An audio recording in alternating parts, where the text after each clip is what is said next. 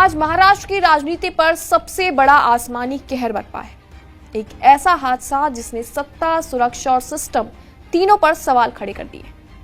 खबर है कि महाराष्ट्र के उप मुख्यमंत्री और एनएसपी नेता अजीत पवार को ले जा रहा चार्टर्ड विमान बरामदी के पास क्रैश हो गया और इस हादसे में अजीत पवार समेत 5 लोगों की मौत भी हो गई। इस सूचना से पूरे राज्य में हड़कंप मच गया है।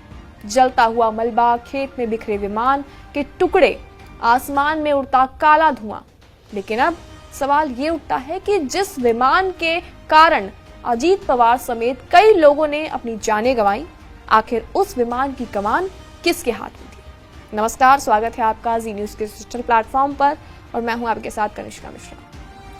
प्रारंभिक जानकारी के मुताबिक ये हादसा उस वक्त हुआ जब मुंबई से बरामदी आ रहा लियरजेट 45 विमान लैंडिंग की तैयारी में था। रनवे से कुछ ही दूरी पर विमान संतुलन खो बैठता है और सीधे खेत में जाकर गिरता है। टकराते ही भीषण आग लग जाती है।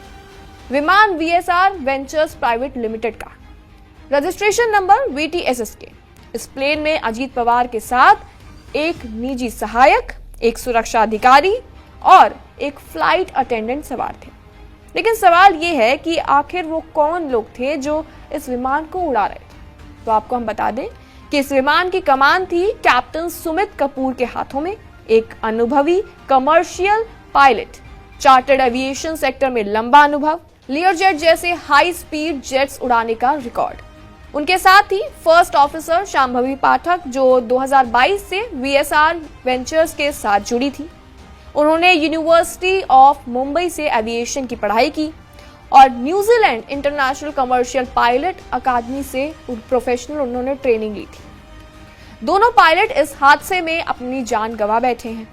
अब एक और सवाल ये भी उठता है कि क्या ये क्रैश लैंडिंग थी या फिर लैंडिंग के दौरान तकनीकी खराबी आई? क्या मौसम, रनवे कंडीशन या विमान की मेंटेनेंस जिम्मेदार थी? गौर करने वाली बात तो ये भी है कि वीएसआर वेंचर्स का एक विमान पहले भी 14 सितंबर 2023 को मुंबई एयरपोर्ट पर हादसे का शिकार हो चुका है। तो वहीं आपको बता दें कि नागरिक उड्डयन महानिदेशालय यानी कि DGCA ने हादसे की जांच के आदेश दे दिए हैं। ब्लैक बॉक्स, टेक्निकल लॉग्स और पायलट कम्युनिकेशन की जांच की जा रही है।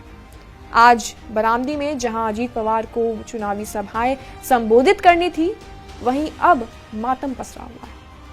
यह हादसा सिर्फ एक विमान दुर्घटना नहीं थी। ये सवाल है VIP सुरक्षा, प्राइवेट एविएशन और जवाबदेही का।